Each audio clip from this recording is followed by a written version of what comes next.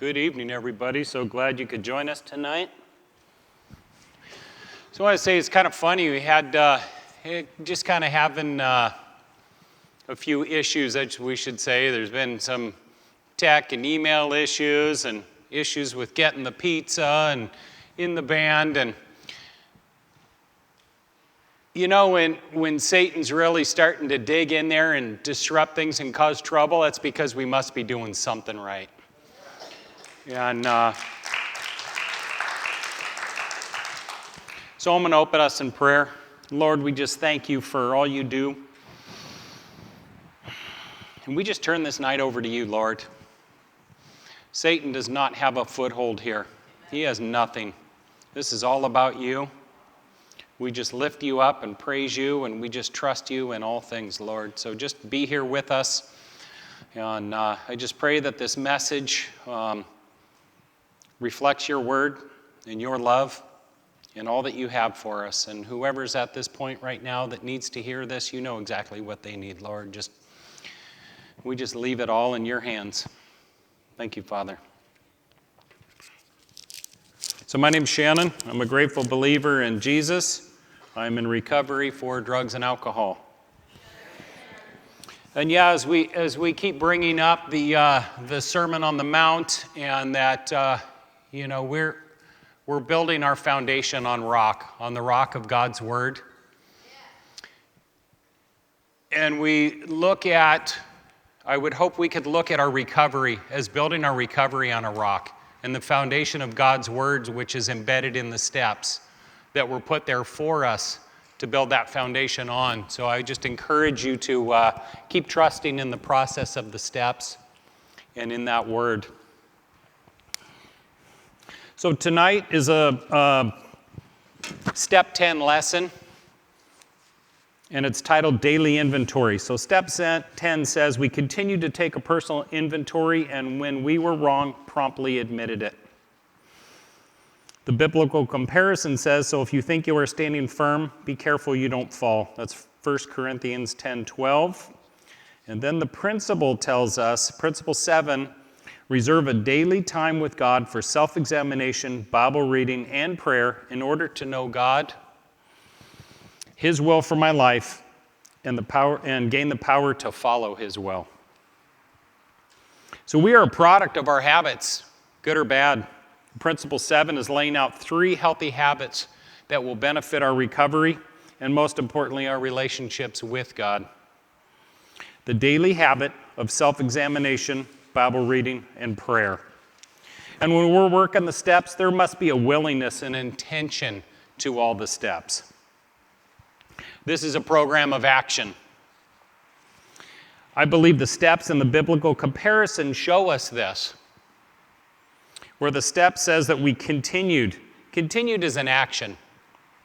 Based on the assumption that if you're on this step, you have already done an inventory. Then the comparison tells us to be careful that you do not fall. Being careful is an intentional act. You are being careful not to fall or stumble in your recovery, right? If you're framing a roof, you got to be intentional that you don't fall, right? You got to pay attention and be focused. What the biblical comparison is essentially telling us is don't rest on your laurels. Have you guys ever heard that expression? Don't rest on your laurels? That comes from ancient Greece, where warriors who won hard-fought battles were given a wreath made of laurel leaves. They had it placed on their head, and they would wear it as a crown of honor for their accomplishments. When we have a victory, it's easy to think, I've got this. Look at what I've done already. I'm in control now. Well, 1 Corinthians is warning us against this. Just because you've had some success in your recovery doesn't mean you can or that you should back off. This is a lifelong journey.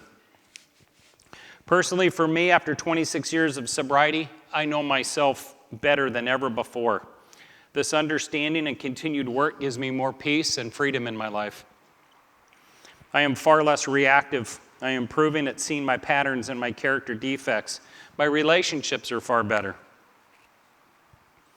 We're also told when we first get into recovery to work the steps to the best of my ability.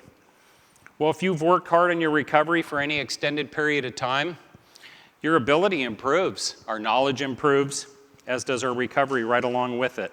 Just like anything we put our effort into, right? I mean, I assume you're probably better at driving now than you were at 16 when you first started. I know I've seen some of you guys drive here, so that might throw a wrench into that. You know, no names or anything, but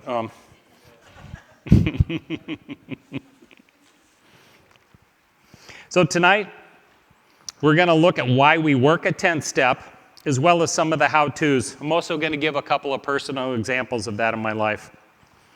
Now, a couple weeks back, Jen gave the preceding Step 10 lesson titled Crossroads, where she encouraged us to journal for a week straight. Did any of you guys follow that suggestion? Did anybody journal? Yeah, I did. Yeah, Tim said he did. He said he's going to come up here and read a couple pages out of his diary for us. Did you bring your diary? Dear diary. It's also often said that steps 10, 11, and 12 are maintenance steps. So if we look at it like that, what is maintenance? Maintenance means to keep in order what's already in order. But to keep it in good condition, it needs to be in good condition in the first place, right? And the first steps, 1 through 9, guide us in doing that, in getting things right in our lives for the first time ever for many of us. We also hear that the steps should be worked in order. Have you ever been told that? Yes. This is a great example as to why that is, because we utilize every one of the previous 9 steps when we work a 10th step. Because the 10th step, as you look at it, it's easy to say, well, the 10th step is just a quick, well, you know, I was rude to that person, so I need to promptly make amends, 10th step over. And yes, it's important to make amends when wrong, but it also says we continue to take a personal inventory, so there's more to it than just that quick amends. So where did we first learn to take a personal inventory? Anybody? Yeah, correct, in our 4th step. So let's look into this a little bit deeper. As we progress in our recovery, we know we must continue to watch for resentment, selfishness, dishonesty, and fear. All of those were first revealed to us in step 4.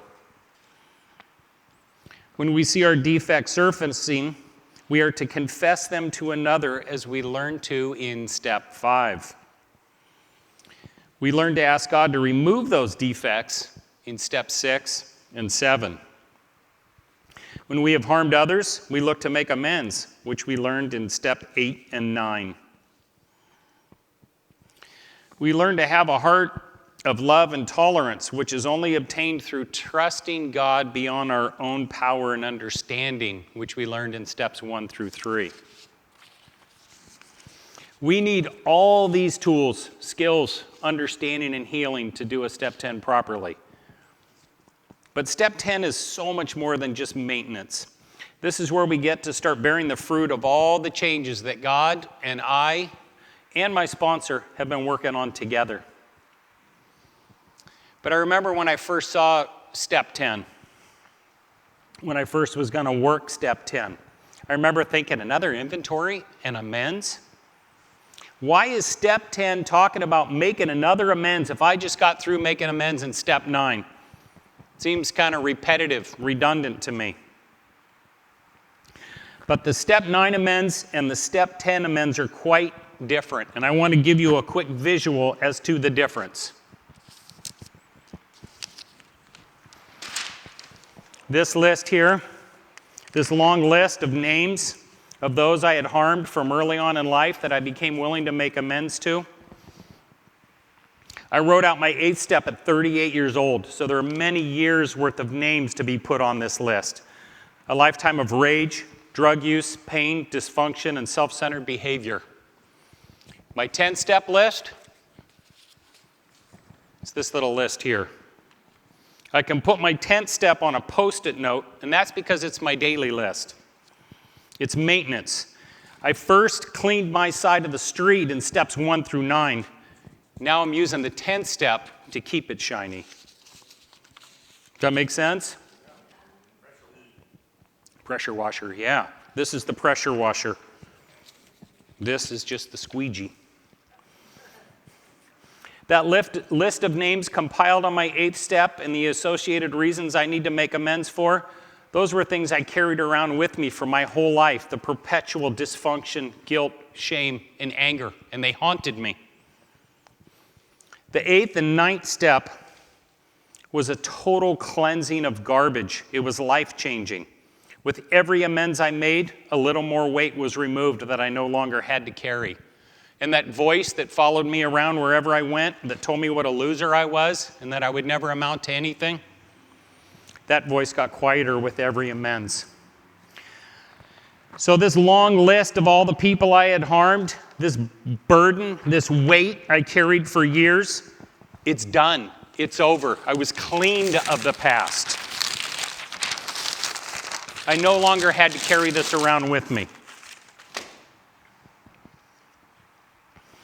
I didn't realize the toll that this had taken on my life until I started working on it and started making things right in my life.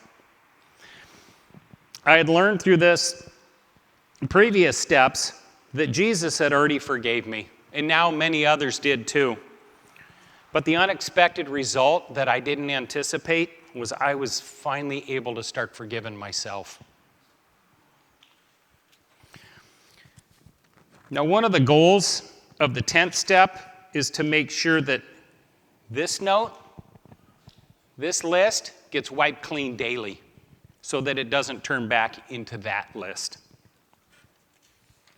This is why the 10th step is so important to our recovery and long-term sobriety. Because I am flawed and I often stumble in my daily life. My heart is in the right place, but my mind, my emotions, they're not always. And I would just love to say that after working the steps for so long that I have it all together. But you guys know me, so you know I don't. Yeah, I would like to think I never make those mistakes any longer, but God knew. That's why the 10th step exists. Here's a recent example in my life. A few weeks back, I got off work a little early so I could go on a mountain bike ride. That brings me so much peace and joy being out in the woods. Here I am out in God's creation. I'm on a single-track trail, and I ride up behind a couple. Now, there is trail etiquette out there. Most of us follow it out there. And I was following that etiquette as I passed these two people. They did not see it that way, and they started hassling me. I was calm. I tried to reason with them and communicate back, but they weren't having it. They quickly became very confrontational, rude, and combative. After a bit of time, something in me just had enough. Instead of riding off in my quiet, serene state and saying, I'm sorry if I offended you, I started giving it back to them. It got to the point where I actually dropped an F-bomb on them and then just rode away. I was very quickly disappointed in myself.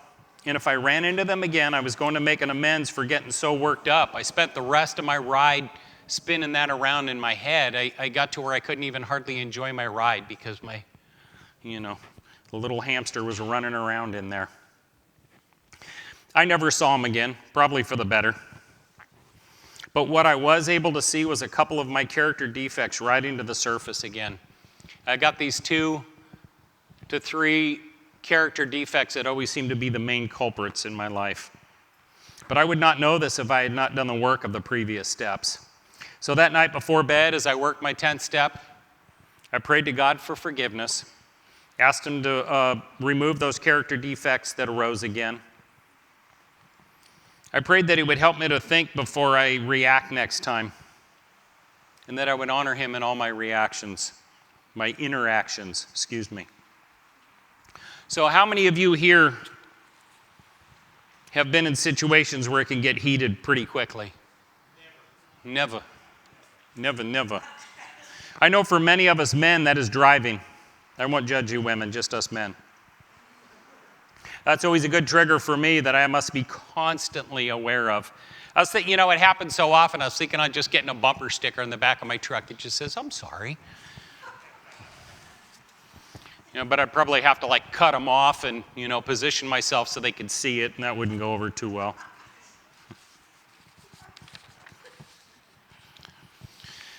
All right, so my example number 2. Jen shared a couple weeks ago about a kerfuffle we had here at CR. And despite what you may be thinking, a kerfuffle is not a delicious German pastry. We had a little issue here, and a couple people have been working extremely hard on a project for CR. They had spent endless hours and weeks working on it. And it was like right at the borderline, it was done. So I jumped in and started making suggestions, and then things got heated, of course. But when things got too heated for me, I just got up and walked away. At the time, I felt I was making the right choice, right? I'm calm, I'm in control, and I didn't want to be a part of all that, even though I started all of that. So after discussing it with others and working my step over it, talking to my sponsor, I could see my parts. And I was also able to see those character defects again. And also realizing that even when I'm calm, I still may not be dealing with things the right way, but I can get my pride in there and go, I'm not the one getting all worked up. I'm just going to get out of here. I was able to call all the parties involved the next day and talk it out. I own my part for not being considerate for all they had put in and jumping in the end, as well as not communicating better before walking away. Now, everybody involved knows my heart and that I love them all, and my apologies were accepted. Having your apology accepted is nice, and it is a bonus when you're either doing a 9th step or you're doing a 10th step. But in this case, it's not the goal of the 10th step. The goal of it is to use the guidance of the step to see your part, to see the character defects, our own personal character defects that rise up out of that cause the action or response, to own it and to clean our side of the street. The other person's response is between them and God. It is vital to see your character defects. I can't stress this enough. And the impact they are having in our lives. Without this skill and understanding that we gain through working the steps, you will never be truly free. So our daily checklist is Matthew 22:37. It's the great commandment where Jesus says, love your God with all your heart, soul, and mind. This is the first and greatest commandment. And the second is like it. Love your neighbor as yourself. All the law and the prophets hang on these two commandments. Now, I don't always find this to be easy. Love your neighbor as yourself. And I know that's kind of metaphorically speaking, but my neighbors, oh my goodness. We have one neighbor. Him and his wife had moved in down the street, and here we are being all nice and domestic, and me and my wife and our 2 8-year-old kids at the time walked down there, and we introduced ourselves. As I introduced myself to the guy just stared at the ground and started to grunt. They've been there for about 12 years now. He refuses to look me in the eye or even say a single word, despite my efforts. And then our other neighbor on another side, the husband's very friendly and talkative. His wife is a little bit different. I say hello, and she looks at me, stares at me for a minute, and then just turns away. Tim would too. Tim does that to me. And it's interesting because my family even saved their house from burning to the ground several years ago when they had a fire in the kitchen, and her and her husband just stood there like frozen, had no idea what to do, and the fire got put out, controlled until the fire department came here. But the verse here, it doesn't tell us we got to be best buddies, does it? It says we love them. It says for us to love them. Their actions tell me they're in great pain, so just love them. Be there if they need help. Be kind. Be respectful, despite their responses. Okay, so how do we do it? How do we work a 10th step? Well, it's telling us personal inventory. So there are 3 types of inventory that we're going to cover here. The first being an ongoing inventory. We can do this throughout the day, because the best time we can admit when we are wrong is in the exact moment that we are made aware of it. The second is a daily inventory. At the end of the day, we look over our activities, the good and the bad. And what we would do is we'd ask ourselves a series of short questions such as, did I show love to others today? Did I act in an unloving way? Was I rude? Was I selfish or self-serving? What could I have done better? Were we resentful, selfish, dishonest, or afraid? Did I reflect the love of Jesus to others? Do I owe anyone an amends? And we must also be careful not to drift into worry, remorse, or morbid reflection. We're not doing this to beat ourselves up and worry about it and all that. This is to build our awareness and to grow. So after we review this, we ask for God's forgiveness and what corrective measures should be taken. We can always write it down in a journal, like Tim does in his diary. I always run these by my sponsor just to make sure I'm not overlooking anything. Plus, he can also look into my blind spots and point out some of my ongoing character defects that I may be overlooking. And the third, and there's a lot of them, the third is a periodic inventory. And this is like every 3 months, where you can be alone, review your journal entries, and you can pray and ask God to show you areas of your life that need improvement. And when we're journaling it, we can also see the other patterns of the good behaviors that we have, our good stuff. Whichever inventory you are doing at this time, have that awareness of the character defects that arise and see the patterns which surface the most. It gives the clues as to how to pray for more healing and a focus on the work you can do to heal and grow further. So as we move forward, here are some key verses to learn and focus on for step 10. Intelligent people think before they speak. What they say is then more persuasive. That's Proverbs 16:23. There's a guy that I like to listen to that has a YouTube channel or podcast, and he discusses communication skills. And he said something that I really like, that I keep trying to remember in that moment, which is basically a reflection of Proverbs 6:23. He says, in response to somebody negative, let your breath be your first word. So if somebody's coming at you and being aggressive, and my natural inclination is to just jump on it and respond. I would just take a deep breath and just breathe that out. If we could do that, this action would remove most of the reasons that we would need to make a 10-step amends anyway in the first place. That would have helped me on my bike ride. I was already kind of breathing heavy, but.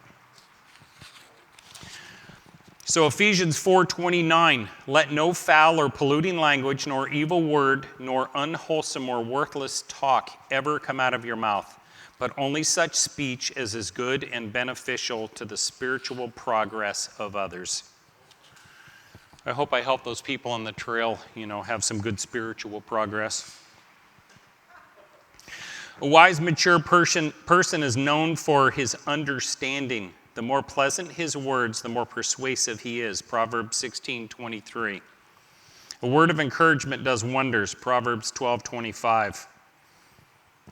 And this says, if I had the gift of being able to speak in other languages without learning them, and could speak in every language there is in all of heaven and earth, but didn't love others, I would only be making noise. That's 1 Corinthians 13:1. So here's our action plan, our 10th step action plan, but of course this is only if you are on the 10th step or beyond. One is we continue to take a daily inventory, and when you're wrong, promptly make amends. Summarize the events of your day in a journal or diary. Read and memorize one of the principal 7 verses we just went over. Work all of the steps and principles to the best of your ability. And the key verse for this lesson is Mark 14:38. Watch and pray so that you will not fall into temptation. The spirit is willing, but the flesh is weak. I want to say that if you got into this step or you've worked any of the steps in the 12-step program, good job. Keep up the good work. You are one of the few who persist. It's simple, but it's not easy. Don't give up. It is so worth it. So in closing, I wanted to say that I spent several years of my life thinking that I'd just completely ruined my life, all the horrible decisions that I made. But as I look back, after being in recovery and trusting God in all this, that God used every one of my pains, every bad choice to change me and grow me and turn them more into my biggest strengths. So just know that God has you right where He wants you, but He loves you way too much to keep you there. Thank you. Santa Cruz Celebrate Recovery meets every Friday night at 7 p.m. We're located at Christian Life Center, 1009 Mission Street in Santa Cruz, California. If you live near Santa Cruz or just visiting the area, we warmly invite you to attend. To learn more, you can visit our page on Christian Life Center's website at clcsantacruz.org/celebrate-recovery. We hope this video has been encouraging to you, and thank you for watching.